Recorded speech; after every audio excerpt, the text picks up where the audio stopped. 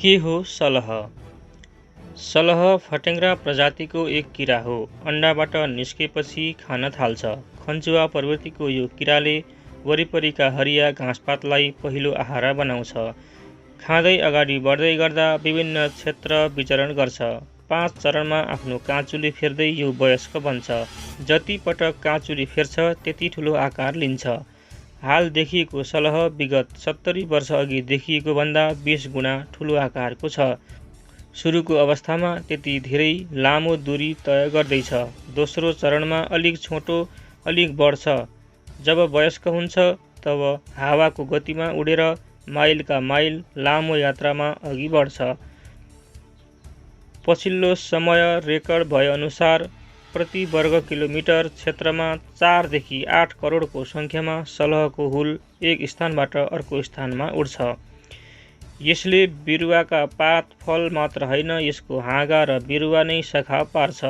सलहको हुलले एक दिनमा 150 किलोमिटरको दूरी पार गर्ने क्षमता राख्छ। त्यस्तै यसको प्रजनन क्षेत्र र अन्डा नष्ट गर्ने, जैविक विषादी छर्कने, झुल तथा जालको प्रयोग गरेर पक्रेर नष्ट गर्ने जस्ता उपाय स्थानीय तहमा अपनाएर क्षति थोरै भए पनि कम गर्न सकिने विज्ञ औल्याउँछन्।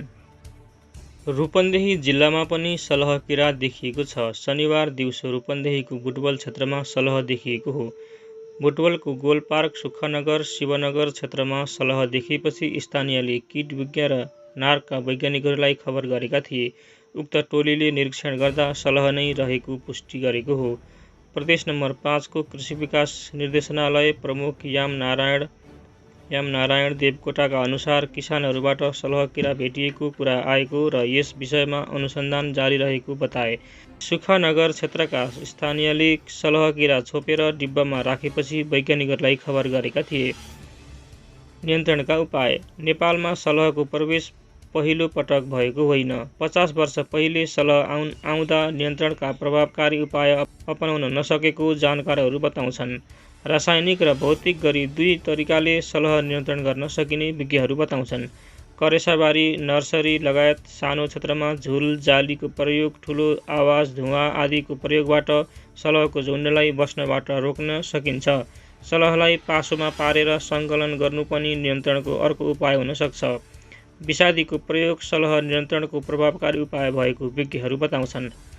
तर एकैपटक ठुलो क्षेत्रमा छर्नु पर्ने भएकाले ULV अल्ट्रा लो भोल्युमको प्रयोग सबैभन्दा प्रभावकारी हुने जानकारहरू बताउँछन्।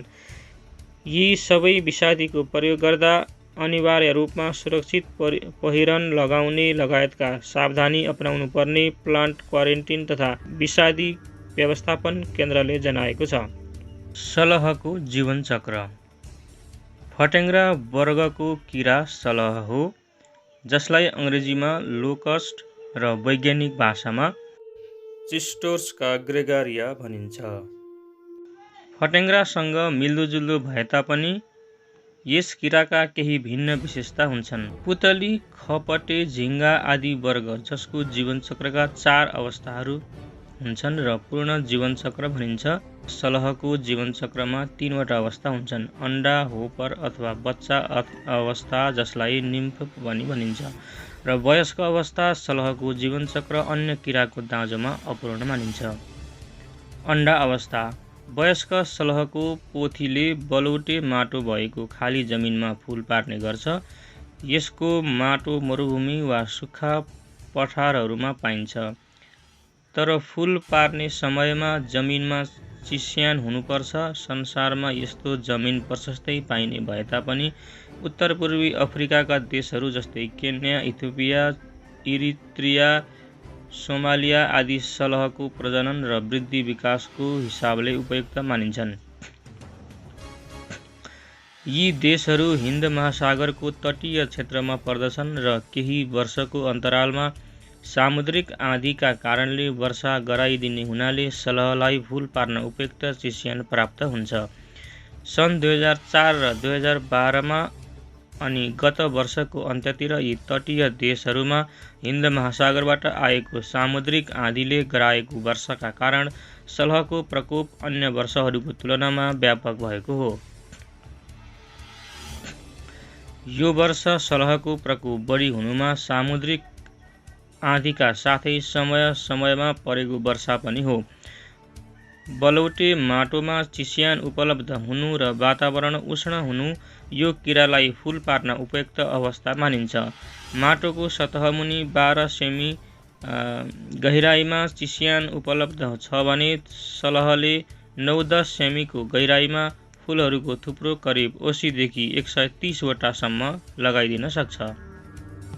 एउटा माउ सलहले जीवन अवधिमा 2-3 पटकसम्म यस्ता थुप्रोमा फूल पार्ने क्षमता राख्छ। यी अण्डाहरू उपयुक्त तापक्रम पाएपछि कोरलिन्छन् र होपर बच्चाहरू पैदा हुन्छन्। यदि माटोको तापक्रम 25 डिग्री सेल्सियससम्म छ भने अण्डाबाट होपर निस्कन 25 दिन लाग्छ। यदि 65 डिग्री सेल्सियस छ भने करिब 12 दिन लाग्छ। माथि उल्लेखित अफ्रिकी देशहरूमा औसतमा 2 हप्तामा अण्डाबाट होपरहरू निस्कन्छन्। 15 डिग्री सेल्सियसभन्दा कम र 35 डिग्री सेल्सियसभन्दा माथि भएको खण्डमा अण्डा कोरलिन सक्दैनन् र सलहको प्रकोप भयावह हुँदैन। अफ्रिकी मुलुकहरूमा तापक्रमभन्दा पनि सलहले फूल पार्ने बेलामा उपलब्ध माटोको चिस्यानले फूल कोरलिने दरमा असर पार्छ। यसको अर्थ सामुद्रिक आँधी अथवा लगातारको वर्षा भएको वर्ष सो क्षेत्रहरूमा र त्यहाँबाट फौजी उडान लिएका सलहबाट अन्य महाद्वीपका देशहरूमा अति प्रकोपको अवस्था सिर्जना हुने गर्छ। होपर अथवा बच्चा अवस्था। उपयुक्त माटोको चिस्यान र तापक्रम पुगेपछि सलहको अण्डाबाट होपरहरू निस्कन्छन्। होपरका 5-6 वटा अवस्था हुन सक्छन्।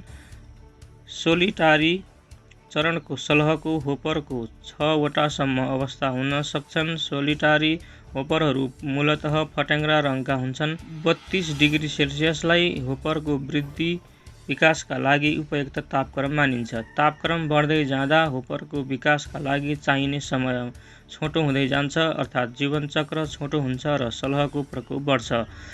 यसको मतलब सोलिटारी होपरहरू जम्मा हुँदै ठुलो ठुलो समूह बनाउँदै जान्छन्।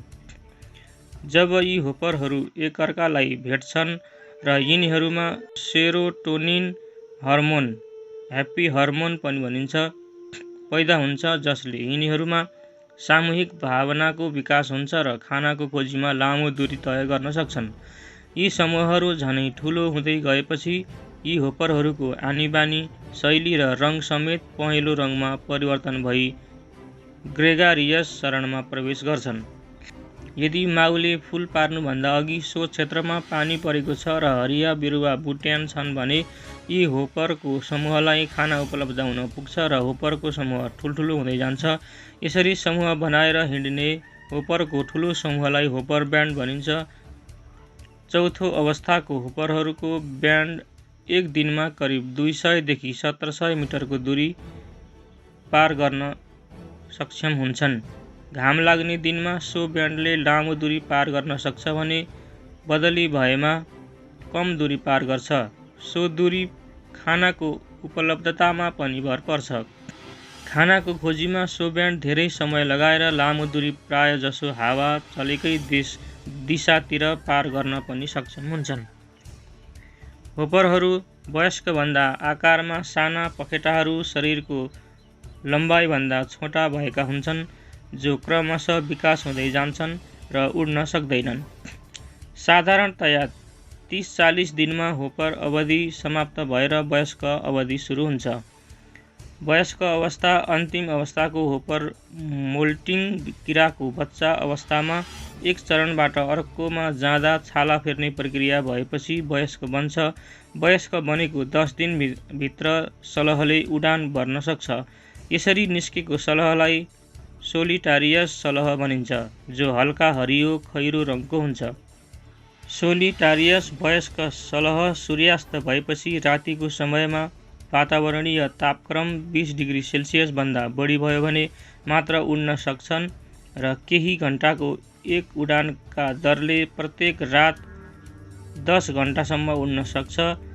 थोरै सलहहरू मात्र छन् भने तिनीहरूमा सोलिटारियस प्रकृति देखिन्छ। यदि लाखौं करोडौंको संख्यामा छन् भने ग्रेगारियसको प्रवृत्ति देखाउँछन्। जब माटोमा प्रशस्त चिस्यान हुन्छ र प्रशस्त बोट बिरुवा खाना उपलब्ध हुन्छ, ग्रेगारियस प्रकृतिका सलहहरू एकैचोटि धेरैवटा झुन्डमा पैदा हुन सक्छन्। यस्ता ग्रेगारियस वयस्क सोलिटारियसभन्दा बढी पहेँला रङका हुन्छन्। होपरहरूमा जस्तै सेरोटोनिन हर्मोनले वयस्कहरूमा पनि ग्रेगारियस प्रकृति विकसित हुन्छ। एउटा 1 वर्ग किलोमिटरको झुन्डमा साधारणतया 4 देखि 8 करोडसम्म ग्रेगारियस प्रकृतिका सलह हुन सक्छन् र एक दिनमा 3500 मानिसलाई पुग्ने जति खानेकुराको क्षति गर्न सक्छन्। दिनमा 150 किलोमिटरसम्म यात्रा गर्ने सामर्थ्य राख्ने यी किराहरूको सङ्ख्या र व्यापकताका आधारमा क्षेत्रीय, अन्तर्देशीय र अन्तर्महाद्वीपीय गरी 3 वर्गमा विभक्त गर्न सकिन्छ। अहिले अफ्रिकाबाट सुरु भएर एसियाली देशहरूमा आइपुगेको चाहिँ अन्तर्महाद्वीपीय प्रकारको सलहको फौज हो। एउटा वयस्क सलहलाई परिपक्व प्रजननमा भाग लिने अवस्थामा पुग्न 3 हप्तादेखि 9 हप्ता, साधारणतया 3-4 महिना लाग्छ। तसर्थ यो किराको क्षति गर्ने समयावधि अन्य किराको भन्दा लामो हुन्छ। एकैचोटि लाखौँ करोडौँको सङ्ख्यामा निरन्तर क्षति पुर्याइराख्न सक्ने भएकाले यो किरा बेलाबखत भोकमरीको प्रमुख कारण हुने गरेको छ। यहाँहरूलाई यो जानकारी कस्तो लाग्यो प्लिज कमेन्ट गर्नुहोला र यस च्यानललाई सब्स्क्राइब गरेर साथमै रहेको घन्टी पनि बजाउनुहोला। धन्यवाद।